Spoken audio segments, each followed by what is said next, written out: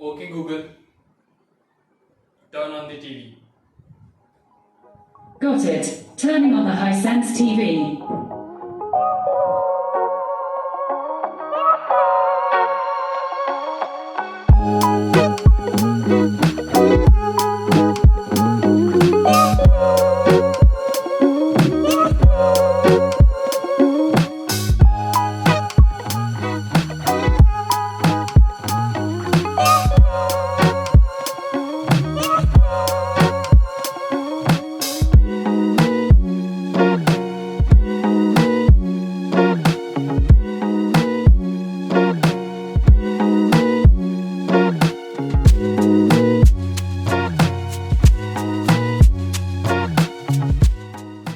Hello guys, welcome back to my new TV video, जहां आज मैं आपके साथ अपना एक्सपीरियंस शेयर करूंगा about newly launch Hisense A6 के। बेसिकली इस वीडियो में होंगे दो सेक्शन। फर्स्ट सेक्शन में हम बात करेंगे टीवी की तारीफों के बारे में, यानी कि वो चीजें जो टीवी में अच्छी हैं, यूनिक हैं। एंड फिर सेकंड सेक्शन में होगी टीवी एंड हाइसेंस की कमियों की बात, क्योंकि ये कोई पेड स्पॉन्सर या कोई डब्बा खोल वीडियो नहीं है। इस वीडियो को कंप्लीट देखने के बाद डेफिनेटली 90% लोग इस टीवी को बाय नहीं करेंगे। तो अगर आप चाहो तो यहाँ पे फर्स्ट सेक्शन मिस कर सकते हो, क्योंकि वो सब चीजें आपको हर यूट्यूब वीडियो में मिल जाएंगी। बट जो सेकंड सेक्शन है इस वीडियो का, आप उसे मिस नहीं कर सकते, क्योंकि वो चीज आपको कहीं और नहीं मिलेगी। एंड साथ ही में ये जो सेक्शन है वो अपने अदर टीवी के रिव्यूज में भी आपको जरूर से हेल्प करेगा। तो चलिए इस वीडियो को भी स्टार्ट करते हैं आपके अनबायस्ड फ्रेंड सुमित के साथ।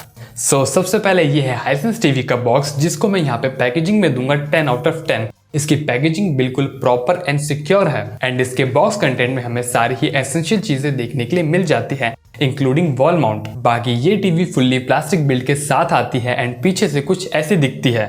एंड साथ ही में इसकी जो स्टैंड है वो भी यहाँ पे प्लास्टिक के ही है, लेकिन ये यहाँ पे इस टीवी को स्टेबली एंड काफी अच्छे से होल्ड कर लेते हैं। एंड वहीं फ्रंट की तरफ है अपना फ्लोटिंग ग्लास, यानी कि जो इसका ग्लास है वो यहाँ पे बेजल्स के ऊपर है, जो देखने में यहाँ पे यूनिक एंड हटके लगता है। बाकी बॉटम साइड में यहाँ पे अपना चिन्ह है with Hisense branding and far field microphone module, जिसकी मदद से हम अपनी टीवी को ऑन ऑफ से लेके हर वो काम करा सकते हैं जो भी आप अपनी टीवी के गूगल असिस्टेंट से करवाना चाहते हो, वो भी बिना रिमोट को टच करे हुए टीवी से दूर बैठ के। ये डेफिनेटली इनमें एक यूनिक एंड हैंडी फीचर है, स्पेशली इस प्राइस रेंज में। ओवरऑल देखा जाए तो टीवी वेल बिल्ड है विद 7.5 kg ऑफ वेट। बस इससे मुझे एक दिक्कत है कि इसके बॉटम साइड में ग्लास एंड बेजल्स के बीच में गैप इजिली नोटिस होता है, एंड यहाँ पे ये लूज भी है। और ऐसा नहीं है कि ये सिर्फ और सिर्फ मेरी टीवी यूनिट में ही है, यहाँ पे ये सब में है, एटलीस्ट जितना मैंने रिसर्च किया है। इनफैक्ट इसी सीरीज के प्रीवियस मॉडल A6H में भी ये गैप था, एंड मेरी नॉलेज में यहाँ पे किसी भी यूट्यूबर ने इसको कवर नहीं किया। और क्यों नहीं किया, इतने तो आप होशियार हो ही। और वैसे ये चीज आपको कुछ और कंपनीज की टीवीज में भी देखने के लिए मिल जाएगी, जिनके नाम मैं यहाँ पे अभी नहीं लूंगा, क्योंकि अपने सब्सक्राइबर्स अभी कम है। आप यहाँ पे सब्सक्राइब करो, आगे से मैं यहाँ पे सबके नाम लूंगा। फिलहाल आगे बढ़ते हैं हम पोर्ट्स पे। तो इस टीवी में जितने भी एसेंशियल इंपॉर्टेंट पोर्ट्स हैं वो हमें लेफ्ट साइड में मिलते हैं। राइट साइड में हमें डिटैचेबल पावर कॉर्ड मिलता है, एंड बैक साइड में भी हमें दो पोर्ट्स देखने के लिए मिल जाते हैं। इन शॉर्ट हमें इस टीवी में सारे ही पोर्ट्स मिल जाते हैं विद 3 HDMI 2.1 पोर्ट, जो अप टू 4K 60 FPS तक सपोर्ट करेंगे। एंड इसमें से भी HDMI 1 EARC को भी सपोर्ट करता है। एंड एडिशनली इसमें यहाँ पे Bluetooth version 5.1 and dual band wifi भी है। नाउ अब हम यहाँ से आगे बढ़ते हैं अपनी टीवी की डिस्प्ले पे। तो इसमें हमें देखने के लिए मिल जाता है 4K 60 हर्ट्ज का 8-bit VA DLED panel with peak brightness of 350 nits and contrast ratio of 4000:1। और वैसे ये 120 हर्ट्ज का पैनल कहीं से कहीं तक भी नहीं है, ना ही हार्डवेयर में, नहीं सॉफ्टवेयर में, बस है तो यहाँ पे मार्केटिंग में। बाकी इस टीवी में Dolby vision HDR10 auto low latency mode and VRR का भी सपोर्ट मिल जाता है with response time of 8 millisecond, जिसकी वजह से गेमर्स के लिए भी इस रेंज में एक काफी अच्छा ऑप्शन बन जाता है। और इसके अलावा इसमें ऑपरेटिंग सिस्टम है all new Google TV Android 11 के साथ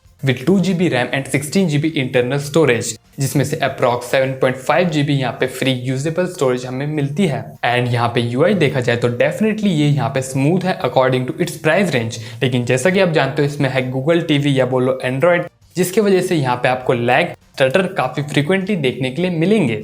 लेकिन ये इतना भी स्लो नहीं है कि जिसको देख के आपको गुस्सा आ जाए। बाकी वही प्रोसेसर इसमें कौन सा यूज हुआ है वो मेंशन नहीं है, बट प्रोबेबली इसमें quad core A55 CPU use हुआ होगा विद Mali G52 GPU।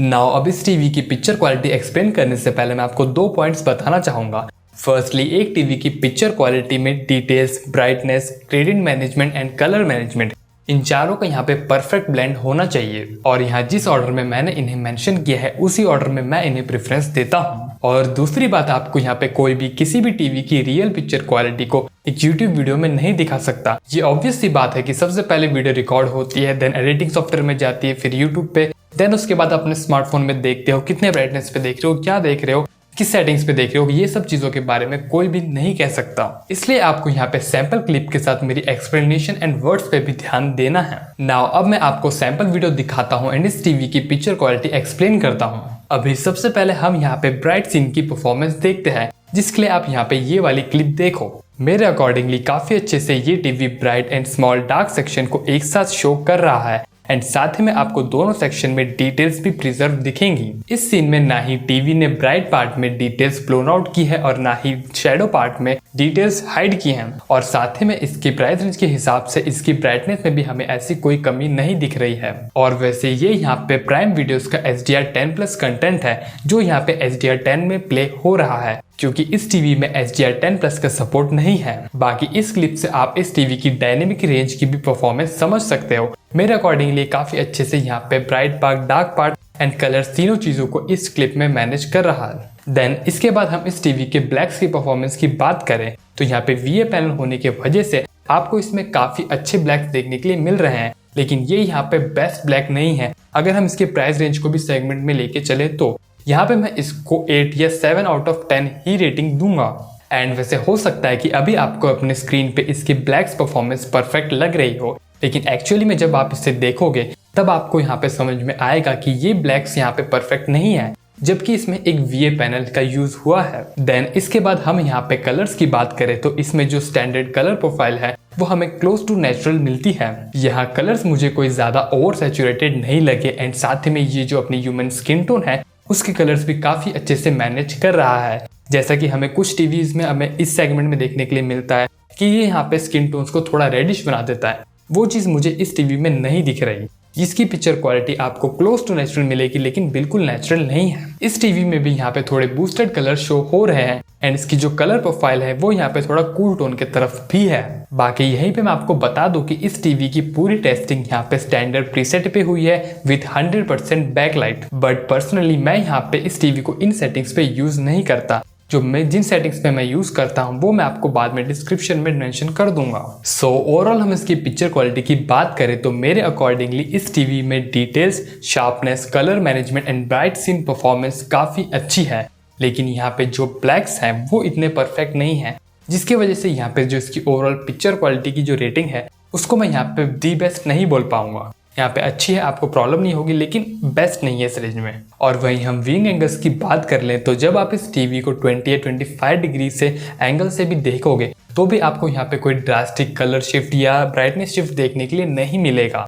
आप इसको आराम से इंजॉय कर सकते हो। ऑलमोस्ट आपको जो स्ट्रेट बैठने पिक्चर क्वालिटी मिलती है वैसी आपको दिखाई देगी, लेकिन जैसे आप यहाँ पे एक्सट्रीम एंगल्स में जाओगे तो VA पैनल होने की वजह से ऑब्वियस सी बात है यहाँ पे आपको normal colour loss, saturation loss and brightness loss देखने के लिए मिलेगा ही। देन अब इसके बाद हम अपस्केलिंग पे आए तो आप यहाँ पे इस टीवी में किसी के भी थ्रू कंटेंट प्ले कर लो, चाहे वो पेन ड्राइव हो या फिर इसके एप्लीकेशंस हो। अगर आप यहाँ पे 1080p का कंटेंट चलाते हो तो वो काफी शानदार तरीके से 4K स्क्रीन पे अपस्केल होके दिखेगा। वहीं 720p कंटेंट की बात करें तो वो काम आपका चल जाएगा। डेफिनेटली आपको 720p कंटेंट से 4K स्क्रीन पे बिल्कुल शानदार अपस्केलिंग नहीं मिल सकती, बट डिसेंट एक्सपीरियंस आपको देखने के लिए मिल जाएगा। और वहीं हम यहाँ पे सीधा SD कंटेंट की बात करें तो इसके बारे में ज्यादा बात करने की मुझे जरूरत लगती नहीं। SD कंटेंट आपको अच्छे से अपस्केल नहीं हो सकते किसी भी 4K टीवी में, बस वो यहाँ पे देखने लायक ही रहेंगे। एंड वैसे ये कहानी सिर्फ और सिर्फ इस टीवी में नहीं है, सब टीवी में आपको अपस्केलिंग में ऐसी ही परफॉर्मेंस देखने के लिए मिलेगी। आपको कोई भी यहाँ पे एक्स्ट्रा ऑर्डिनरी परफॉर्मेंस नहीं दे पाएगा 720p यानी कि HD एंड SD कंटेंट में। एंड इसको ज्यादा अच्छे से समझने के लिए आप इस इमेज को देख सकते हो यहाँ पे 4K content and SD content में कितना ज्यादा डिफरेंस है। देन अब इसके बाद हम यहाँ पे मोशन स्मूथनिंग की बात करें तो इस टीवी में हमें सॉफ्टवेयर बेस्ड MEMC देखने के लिए मिल जाती है। एंड ये रियलिटी में कितना काम करती है इसके बारे में मैं ज्यादा नहीं बोल सकता, बट इतना बोल सकता हूँ कि हाँ कुछ तो काम ये करती है। एंड इस प्राइस रेंज में आपको इससे ज्यादा यहाँ पे इससे उम्मीद रखने की जरूरत भी नहीं है, यहाँ पे चाहे कोई भी टीवी क्यों ना हो, यहाँ बजट रेंज की टीवी की परफॉर्मेंस आप यहाँ पे सोनी वगैरह से कंपेयर नहीं कर सकते। मैं बस आपको इतना बोल सकता हूँ कि आपको कोई भी प्रॉब्लम नहीं आएगी यहाँ पे स्पोर्ट्स कंटेंट या फिर फास्ट एक्शन कंटेंट देखने में। बाकी यहाँ पे स्टैंडर्ड पिक्चर प्रीसेट पे यहाँ पे मोशन स्मूथनिंग भी स्टैंडर्ड पे ही रहती है एंड इसी पे मैंने यहाँ पे पूरी टेस्टिंग की है एंड वैसे मैं आपको यहाँ पे एक्चुअल टेस्ट शो कर ही रहा हूँ motion enhancement of and on highest smooth settings पे। देन इसके बाद हम यहाँ पे थोड़ा रिमोट के बारे में बात करें तो मेरे अकॉर्डिंगली इस प्राइस रेंज में ये बेस्ट रिमोट है। इसका रिमोट बिल्कुल वेल बिल्ड है, सारे ही इंपॉर्टेंट बटन्स आपको मिल जाते हैं, कोई भी फालतू का बटन्स नहीं है। रिमोट के जो बटन्स हैं उनका फीडबैक भी काफी अच्छा है, वॉइस असिस्टेंट भी क्लियरली वॉइस को पिक कर लेता है एंड साथ ही में ये रिमोट अपने पैरों पे भी खड़ा हो सकता है और अगर गुम जाए तो चिल्ला भी सकता है। विच मीन्स इस टीवी में एक रिमोट फाइंडर करके ऑप्शन है जिसको यूज करके आप अपने रिमोट की बीप जैसी साउंड ऑन कर सकते हो। बाकी डेफिनेटली ये रिमोट ब्लूटूथ एंड IR के कॉम्बिनेशन वाला रिमोट है एंड एडिशनली इसके बटन्स यहाँ पे बैकलिट भी है जो अगेन एक यूनिक एंड काफी हैंडी फीचर है। और वहीं यूनिक फीचर्स की बात चल ही रही है तो इसका जो फार फील्ड माइक्रोफोन है यानी कि जो हैंड्स फ्री गूगल असिस्टेंट है वो भी one of the unique features में से है। एक बार आप इसे यूज कर लोगे, एक बार इसके आप यूज टू हो जाओगे, देन इसके बाद हर टीवी में आप यहाँ पे इस फीचर को जरूर मिस करोगे। फिलहाल हम यहाँ से आगे बढ़ते हैं इसके स्पीकर्स पे। तो इसमें हमें देखने के लिए मिलते हैं 24 वॉट के बॉक्स डाउन फायरिंग स्पीकर्स जो इसकी ऑफिशियल वेबसाइट पे सिर्फ 20 वॉट मेंशन है। इसके अलावा इसमें डॉल्बी एटमॉस एंड DTS:X का भी सपोर्ट है। ऑडियो सैंपल मैं आपको सुना देता हूँ। जेम्स क्या हुआ? आंखें खोलो प्लीज। उसने कंपास का पीछा नहीं किया, फॉक्स की मदद की। बेवकूफ है, दोस्ती से बड़ी कोई बुरी नहीं होती। It's alright, I'm fine, I'm just passing the time. I need you in my life, when I'm with you I can't move, it feels like I'm losing my mind. Relax, yeah, relax, yeah. Girl, I say I kinda like you. Girl, I say, when can I see your face in the same way when you say my name? तो इस TV की अगर audio को मैं conclude करूँ तो वो clear है, सफिशिएंट है, लाउड है एंड साथ ही में आपको थोड़ा बेस जैसा फील भी देगी। बाकी अगर आप इसको हायर वॉल्यूम पे ले जाओगे तो डेफिनेटली इसकी ऑडियो डिस्टॉर्ट करेगी, लेकिन यहाँ पे मुझे लगता नहीं कि मैं अपने पूरे लाइफ में इसको 40% से ज़्यादा कभी यूज़ करूँगा। बाकी आप करते हो तो आप इसको यहाँ पे टेस्ट कर सकते हो।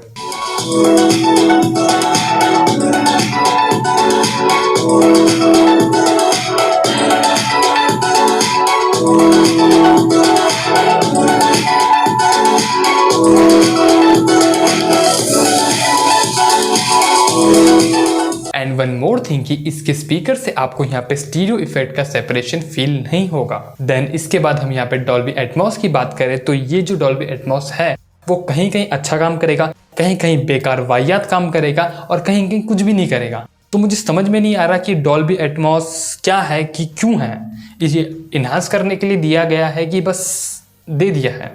इसके अलावा हम यहाँ पे कास्टिंग की बात करें तो इसमें हमें Chromecast, Apple AirPlay, Apple HomeKit and Miracast का भी सपोर्ट मिलता है एंड एंड्रॉइड स्मार्टफोन से स्क्रीन मिररिंग की परफॉर्मेंस आप देख ही सकते हो, काफी शानदार है। देन इसके बाद हम यहाँ पे आगे बढ़ते हैं आफ्टर सेल सर्विस पे। तो इस टीवी पे मुझे यहाँ पे 4 ईयर की कॉम्प्रिहेंसिव वारंटी मिली है जो करेंटली यहाँ पे 2 ईयर शो कर रही है एंड ये कभी यहाँ पे 3 ईयर्स भी शो कर सकती है एंड 1 ईयर्स भी कर सकती है, डिपेंडिंग कि आप कब ये टीवी ले रहे हो। बाकी इंस्टॉलेशन की बात रही तो मैंने अपनी टीवी यहाँ पे विद इन 2 डेज में इंस्टॉल करवा ली थी हाइसेंस से, और यहाँ पे मैं बोल रहा हूँ करवा ली थी क्योंकि अगर ये नॉर्मल स्पीड में होती तो डेफिनेटली 2 दिन में तो बिल्कुल भी कहीं से कहीं तक टीवी इंस्टॉल मेरी नहीं होती। मैंने कैसे इंस्टॉलेशन फास्ट करवाई ये चीज़ मैं आपको नहीं बताऊंगा एंड रीजन मैं आपको पहले ही बता चुका हूँ। बाकी मैं यहाँ पे एक Tier 2 सिटी में रहता हूँ एंड यहाँ पे जो Tier 1 सिटीज वाले भी कई सारे लोग हैं उनको भी 4-4 दिन से ज़्यादा भी वेट करना पड़ रहा है इंस्टॉलेशन के लिए। और मैं Tier 2 सिटी वालों के लिए एक सेंटेंस में बोलूँ तो इनका जो कॉन्ट्रैक्टर है आफ्टर सेल सर्विस वाला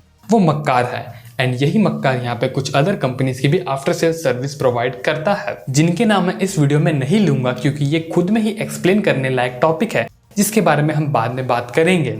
और वैसे यहाँ पे मैंने जहाँ भी बोला हम बाद में बात करेंगे उन सब के रिगार्डिंग जो डेडिकेटेड वीडियो है उनकी लिंक आपको डिस्क्रिप्शन में मिल जाएगी एंड वैसे इन जनरल भी मेरी जो वीडियोस होती है उनके डिस्क्रिप्शन आप एक बार चेक कर लिया करो, वहाँ पे आपको काफी यूजफुल चीजें मिल जाती हैं। नाउ अभी तक हमने इस वीडियो में प्रोस एंड कॉन्स दोनों के बारे में साथ साथ बात की है लेकिन अब यहाँ पे हम थोड़ी कमियों के बारे में स्पेसिफिकली बात करेंगे। First of all, after sale service मैंने आपको बता ही दी। टीयर 2 सिटीज वालों को मैं यहाँ पे हाइसेंस ओपनली रिकमेंड नहीं करूंगा अनटिल एंड अनलेस आपको यहाँ पे निपटना आता है। सेकेंडली, इस टीवी में विच मींस A6K सीरीज की टीवीज में यहाँ पे बैकलिट इशू है और यहाँ पे ये सेम इशू यहाँ पे इनकी previous generation which is A6H में भी थी एंड मेरी नॉलेज के हिसाब से किसी भी यूट्यूबर ने इसके बारे में बात नहीं की।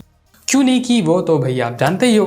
यहाँ आपको बैकलाइट ब्लीडिंग एंड पैचेस दोनों ही देखने के लिए मिलेंगे, वो भी अच्छे खासे, जिसको इन जनरल कंटेंट प्ले होते समय नॉर्मल यूजर इजिली स्पॉट नहीं कर पाएगा, लेकिन कुछ क्लिप्स पे आप ध्यान दोगे तो आप इजिली स्पॉट कर लोगे। एंड एडिशनली कैमरा पे ग्रे यूनिफॉर्मिटी टेस्ट पे, व्हाइट बैकग्राउंड टेस्ट पे ये इजिली स्पॉट हो जाएगा। और मैं एक और बता दूं कि ये पूरा मेरे हाथ में कंट्रोल है कि मैं किसी भी टीवी की पिक्चर क्वालिटी को थोड़ी जो उसकी है एक्चुअल क्वालिटी उससे बेटर दिखा सकता हूँ एंड साथ ही में बेकार भी दिखा सकता हूँ यहाँ पे कुछ सेटिंग्स वगैरह को चेंज करके। एंड ऐसा कई लोग करते भी हैं। डेफिनेटली मैं किसी के नाम वीडियो में नहीं लूंगा। बाकी इस पैनल में इश्यूज की वजह से आपको इसकी जो ग्रेडियंट टेस्टिंग है उसमें भी इस टीवी के कोई अच्छे रिजल्ट्स देखने के लिए नहीं मिलेंगे। और यहाँ पे मैं एक और बार रिपीट कर देता हूँ कि ये जो पैचेस है एंड जो बैकलाइट ब्लीड है वो आपको यहाँ पे कंटेंट प्ले करते समय कोई प्रोमिनेंटली विजिबल नहीं होगा। एंड वन मोर थिंग, ये जो कैमरा ने पिक की है पैचेस एंड ब्लीडिंग, ये आपको अपनी नेकेड आई से सिर्फ इसके 50% ही विजिबल होंगे। बाकी थर्ड जो यहाँ पे चिन साइड में पैनल गैप है वो मैं आपको बता ही चुका हूँ। नाउ अब आप बोलोगे कि टीवी में इतनी ही कमी है तो आपने बाय क्यों की। तो यहाँ पे मैं महान दिखने के लिए ये नहीं बोलूंगा कि मुझे आपको सच्चाई दिखानी थी, फलाना दिखाना था, ढिकाना दिखाना था, इसलिए मैंने बाय की। यहाँ पे ये वाली टीवी मुझे 22,000 की पड़ी है एंड साथ ही में इस पे मुझे मिली है 4 इयर्स की कॉम्प्रिहेंसिव वारंटी और मुझे लगता है कि मैं इससे अपना काम निकलवा ही लूंगा। थर्ड, इस टीवी में भर भर के यूनिक फीचर्स एंड काफी हैंडी फीचर्स मिल जाते हैं जो आपको इस सेगमेंट में कहीं और नहीं मिलेंगे। और वैसे यहाँ पे मेरा प्राइस सेगमेंट से मतलब है 26 to 27,000 के अराउंड। इस टीवी को इससे ऊपर तो मैं बिल्कुल भी रिकमेंड नहीं करूंगा क्योंकि उस रेंज में इससे बेटर ऑप्शंस अपने पास आ जाते हैं जिनकी लिंक्स मैं आपको नीचे डिस्क्रिप्शन में प्रोवाइड कर दूंगा रैंकिंग वाइज। बाकी 25,000 के अराउंड बात रही तो यहाँ पे एसर अपने यूट्यूबर्स के साथ 98% sRGB वाइट कलर कैमेट की मार्केटिंग कर रहा है एंड ये वही है जो कल तक एसर टीवीज रिकमेंड नहीं करते थे। अब ये बोल रहे हैं कि मल्टीपल फोल्ड्स इनकी पिक्चर क्वालिटी बेटर हो गई है। और मेरी बात रही तो अभी करेंटली मुझे एसर टीवीज पे ट्रस्ट नहीं है क्योंकि मुझे डर है कि इसका हाल भी यहाँ पे नोकिया मोटरोला जैसा ना हो जाए। यहाँ पे अभी जो एसर है यहाँ पे डिफरेंट कैटेगरीज में एक्सपेंड कर रहा है, लाइक जैसे नोकिया के ब्रांड नेम से पिछले 2020 या 2021 में हो रहा था, लाइक एयर कंडीशनर वगैरह। बाकी इसके अलावा 25,000 के अराउंड मेरे पास यहाँ पे 2 ब्रांड्स के और ऑप्शन थे जिनका नाम मैं डेफिनेटली अभी नहीं लूंगा, बट इतना जरूर बता देता हूँ कि उन दोनों ब्रांड्स के बारे में यूट्यूब पे ज्यादा बातें नहीं होती एंड नो डाउट उनकी picture quality and after sale service इस हाइसेंस A6K से बेटर तो है ही। नाउ अब आपने यहाँ तक वीडियो कंप्लीट देख ली है, उसके बाद भी अगर आपको कोई डाउट रह गया है तो डेफिनेटली आप मुझसे कमेंट सेक्शन में इस फॉर्मेट में पूछ सकते हो। मैं आपको विद इन 24 to 48 आवर्स में रिप्लाईज देने की पूरी कोशिश करूंगा। Okay, Google, turn off the TV. Alright, turning the Hisense TV off.